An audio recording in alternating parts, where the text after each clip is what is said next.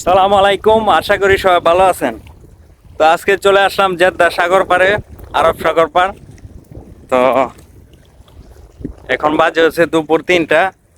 আসলে তো এরকম ভাবে মানুষ এখনো আসে নাই, এই দেখেন একবারে খালি। তো আসলে খুব সুন্দর একটি জায়গা সৌদি আরব, জেদ্দা আরব সাগর পাড়। তো আপনারা আসতে পারেন। তো দেখায় আপনাদেরকে আশেপাশের পরিবেশটা কিরকম সুন্দর। এই দেখেন, এই যে সূর্যটা ডুবতেছে আর একটু বাকি আছে, দেখেন অনেক সুন্দর একটি জায়গা। তো যারা সৌদি আরবে যেতে আছেন তারা কিন্তু এখানে এসে ঘুরে যেতে পারবেন।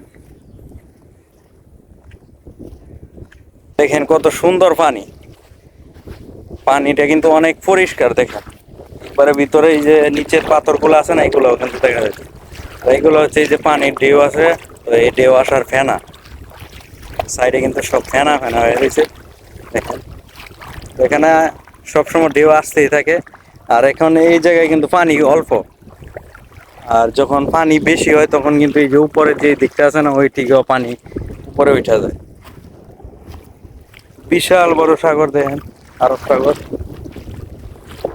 তো ওই দেখেন একটা মাছ ধরার বক, বকটি কিন্তু ধ্যান ধরে আছে একটা মাছ ধরার জন্য। দেখেন কিভাবে বকটি ধ্যান ধরার জন্য আসে। এই যে আমাকে দেখে এখন উড়াল দিছে, চলে গেছে। আসলে এখানে সবই আছে, বক আছে।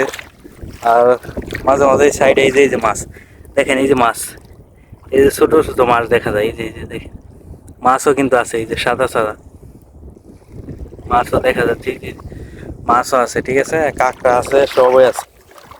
আর অনেক সুন্দর সুন্দর পাথরও আছে দেখেন। তো সাইডে দেখতেছেন এগুলো হচ্ছে শ্যাওলা। শ্যাওলা ঢেউয়ের সাথে আইসা উপরে আইসা এখন শুকায় গেছে। তো বিকাল বেলা আসছি, তো মনে করেন যে অনেক ভালোই লাগতেছে। আসলে সাগরের দিকে চাইয়া থাকলে মনটাও ভালো লাগে। তো যারা প্রবাসী ভাইরা আছেন বিদেশে, সবাই এই সাগর পাড় থেকে আইসা ঘুরে যেতে পারে এক নজর। অনেক সুন্দর একটি সাগর দেখেন, বিশাল।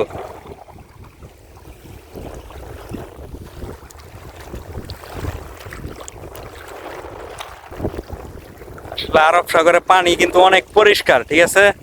তো আপনারা কিন্তু এখানে এসে গোসলও করতে পারবেন, একদম পরিষ্কার পানি।